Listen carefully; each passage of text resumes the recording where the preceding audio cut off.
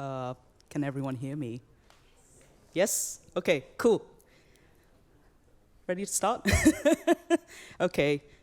I'm a walker, so I'm just gonna like walk around a bit. Oh, there's a few more people coming in, so I'll hold off.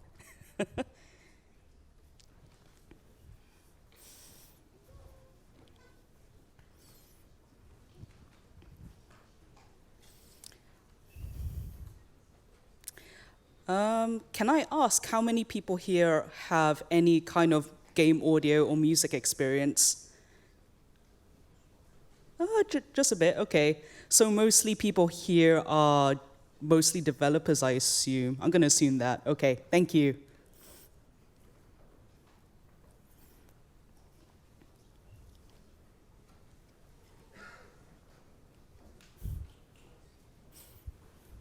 Wow, lots of people.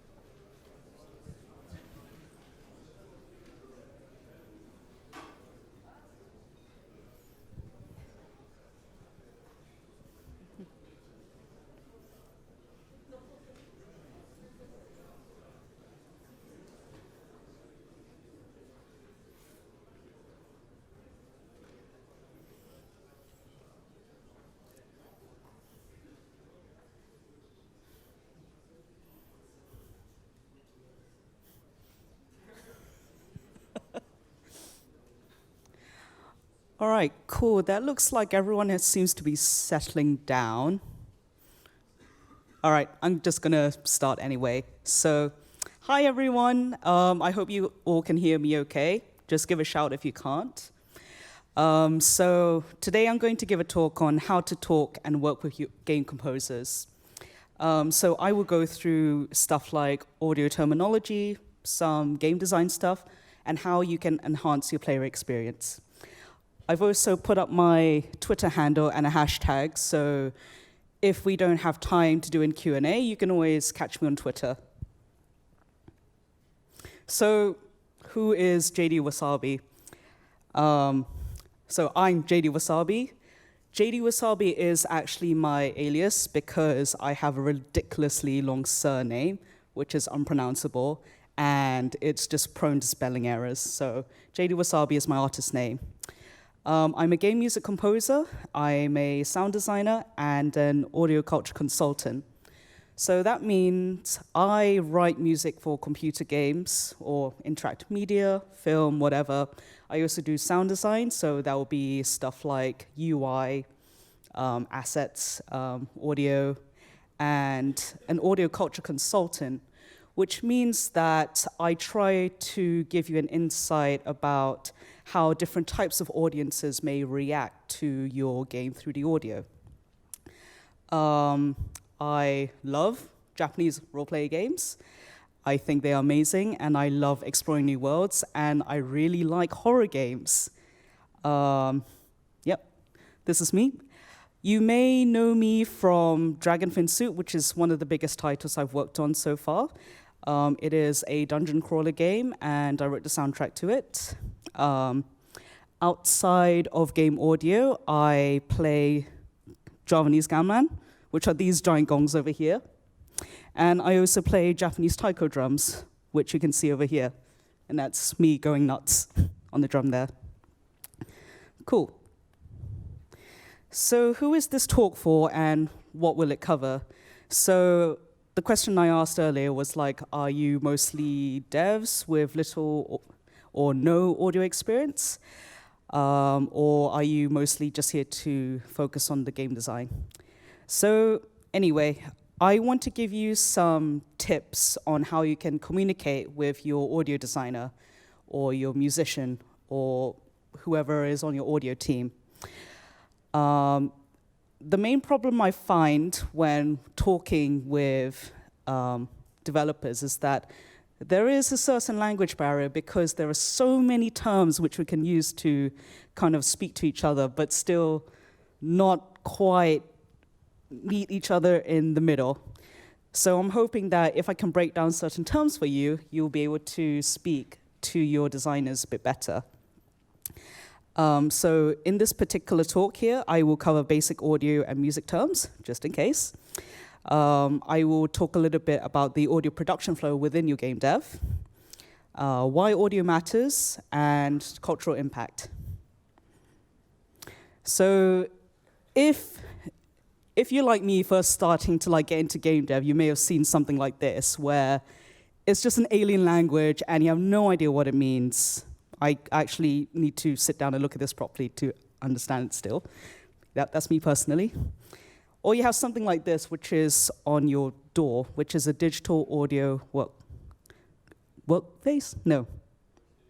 That's it, that's the term. Sorry, I'm really nervous in case you probably didn't get that. So yeah. Okay, so super basic intro into sound. So this is more physics-based. Yes, my animated GIFs work. Okay, so sound. You need to imagine hitting a drum skin. That's how I like to imagine it. So if you hit the skin and it will bounce away, and then it will move back, and then back into the static position. So these terms will be floating around when you look into the audio filters, when you're in your Unity project or your Unreal Engine or whatever program you use. Right, so oscillation is one complete cycle. Frequency, measured in hertz, is the rate or the speed of the oscillation. So this means how fast is this wavy thing happening. I'm really bad at explaining this, so I just swiped a few of these images from the internet. So hopefully you can see that a slower vibration, so lower frequencies mean that it will be slow vibrations equals lower pitch, and rapid vibrations equals higher pitch type sounds. Cool, so hertz are the number of cycles measured per second. A 1,000 hertz tone will complete one full cycle in 1 millisecond, so 1,000th of a second. And I have an audio example just to quickly show you what that means. So I'm going to play it now.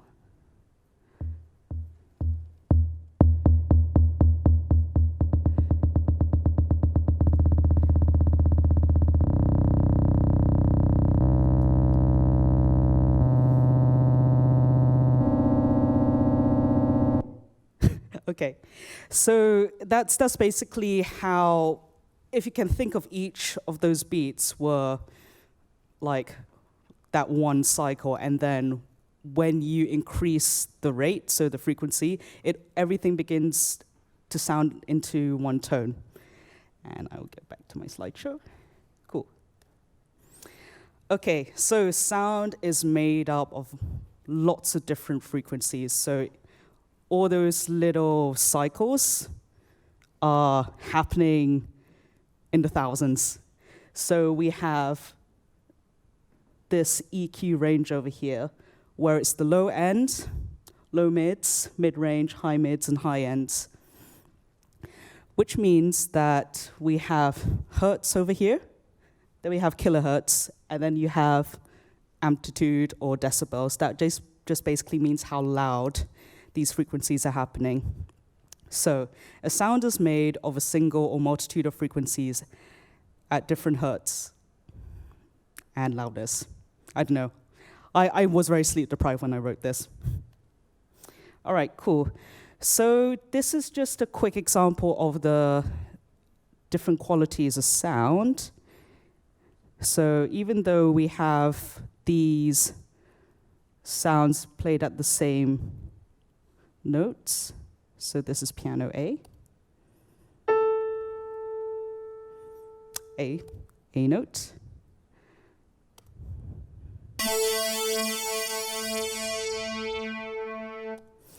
Cool. Whoops. So 2 notes, same notes, but you can see from the frequencies that they are very, very, very different. When you are fiddling with your audio stuff, you can even sculpt the sound waves to however you want it. So one good way to do that is through EQ. Okay, so reading a waveform. ADSR, attack, decay, sustain, and release. What this basically means is that when you record an audio sound waveform, it will kind of look like this. You can tell that this kick drum audio sample has a really quick attack, and it has a little bit of a decay and a little bit of a sustain and a little bit of release over there. You can pretty much tell when a sound is really short or really long just by reading the waveform over there.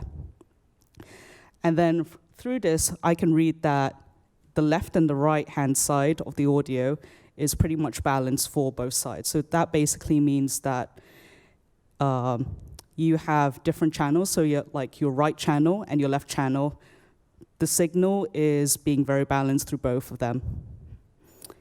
Cool. You can get a copy of my slides a little bit later.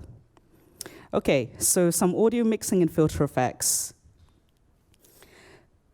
Reverb. Reverb means it's creating the space around the audio source. So this is not particularly about the audio source at this moment in time, it's creating the space around it. So when you are developing your game or designing your game, you need to consider where the player is positioned and facing compared to the sound source. So reverb sounds like this.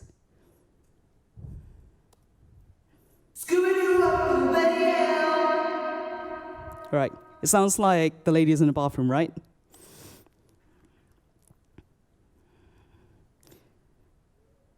Yeah. So automatically, that tells us that we have created a very particular space around the audio source.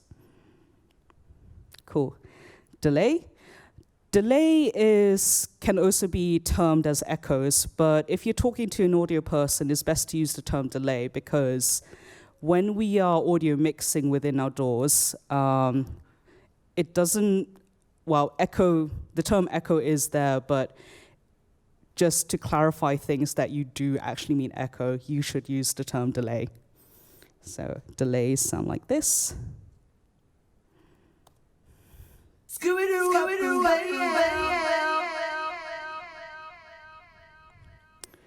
Cool. Fun fact, reverb is actually made of lots of little different delays. So this is where it's going to get really confusing. So EQ, as I mentioned before, is when you can sculpt the sound waveform.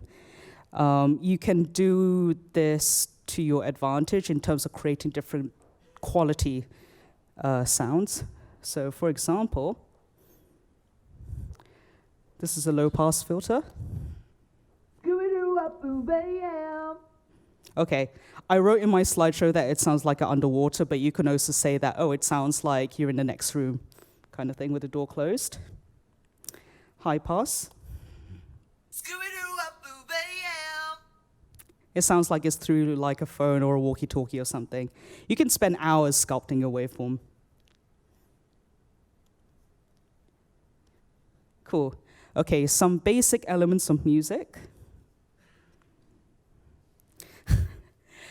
I probably won't go too much into this, but I do realize that when I'm talking to my developers or my clients, they often say, oh, Jade, can you make this sound higher? And I'm like, higher in what way? Are you talking about pitch, so high-low tones? Or are you talking about the dynamics or volume? Are you talking about the expression? So are you talking about the attack? Can you make the attack or the performance higher or lower? Are you talking about the quality or the type of sound? It's it's really difficult because, there is, how can you describe like things like the color purple? How can you describe blue? How can you describe sound in a way that makes sense to both parties, basically? So anyway, do use these terms, pitch, dynamic, expression, or timbre, just to help get your message across. Cool. I won't go into this too much again because it is literally just spreadsheets. When you work with your audio person, it's best to get a list of your assets that are needed, and then someone like me will create the assets, will put it into your game development, put it into a game demo, play your game demo, make notes, change some things, create more content, repeat. It's pretty boring, actually. But anyway, that's an animated GIF for you. Okay. Hashtag spoilers for Final Fantasy VII, sorry. Why does audio matter? Because this is really important. This is where your players create connections to whatever is happening within your game. It can be through the game narrative, it can be the character, or it can just be a combination of both. These emotional connections is what makes players want to play your game. This is the experience that you are specifically designing for your players. So it can be like a really, really big narrative story that you want to tell, or it can be really something simple like creating emotional connections to these little blocks. As you can see from Thomas Was Alone, if you haven't played it, it's great. You need to be aware of your audio because this is another form of communication for your players. When you're designing a game, you need to get through a lot of different informations and mechanics and tidbits to your players. So you need to start kind of introducing them to all these little like design bits and mechanics. So for example, blue shell in Mario Kart, if you hear that sound, you know that there's a blue shell coming to whoever's in first place. If you're looking at this UI screen, it's how, I don't know how anyone can make a sense of that, but I can tell you that as an audio person, that is something that you need to sit through and figure out, okay, how can a player digest all of this visual information into also audio information to process and make sense of? Third point is immersion. You want to create an immersive environment for your players. You also want them to be interested, you want to keep them entertained, you want them to keep playing your game. If you don't have any audio there, then it'll be really, really difficult to keep them interested in it. If you are attending my workshop for tomorrow, I will go more in depth into some game design and game audio techniques and to how you can create a better immersive experience for your game. A little bit about cultural impact and localization through your audio. Again, why should you care? So, at the end of the day, you want as many different types of people playing your game as possible. But in order to do that, you need to make sure that your vision as a developer mixes well with, say, like a composer's vision, or an artist's vision, or the writer's vision, as well as if you're working with a publisher, and it also meets audience expectations, or exceeds audience expectations. So maximum content reach is always a very, very good thing. I was asked to do a panel session about cultural appropriation within game music, and I did actually leave out one important factor, which is the audience, because at the end of the day, the biggest market group will be your audience. They will be playing your game, and then they will have thoughts, opinions, and comments. But you still want to have maximum content reach.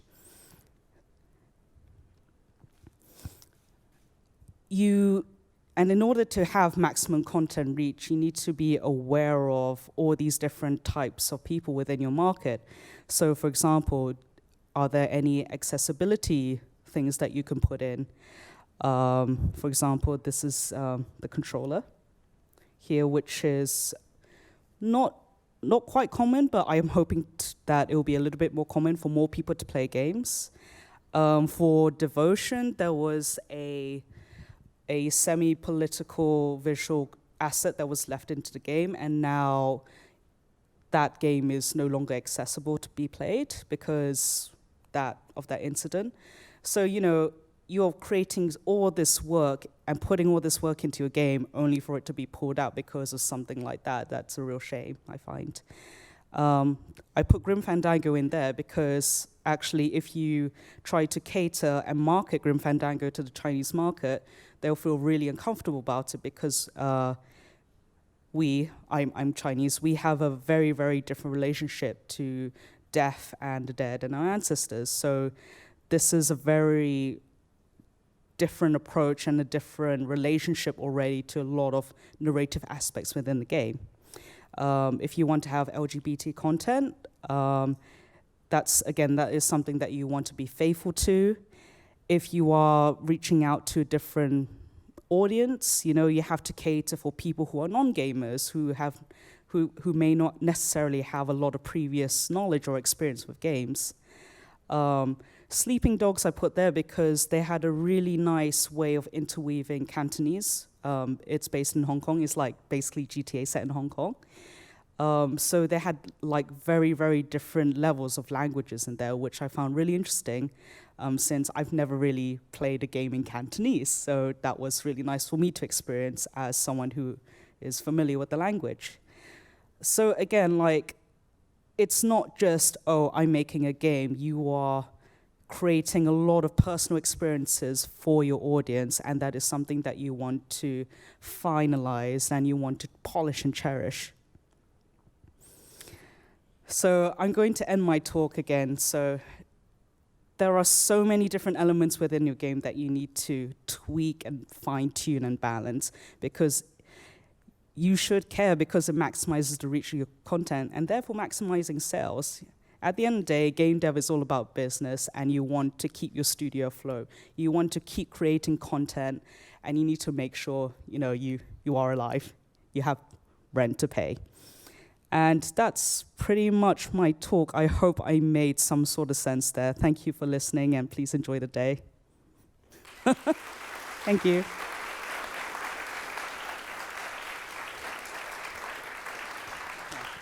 I finished really early, I'm sorry. Time for Q&A? Any questions? Or you can tweet to me. Okay, no one has really tweeted to me, so I guess we can have a quick changeover break then. Thank you again.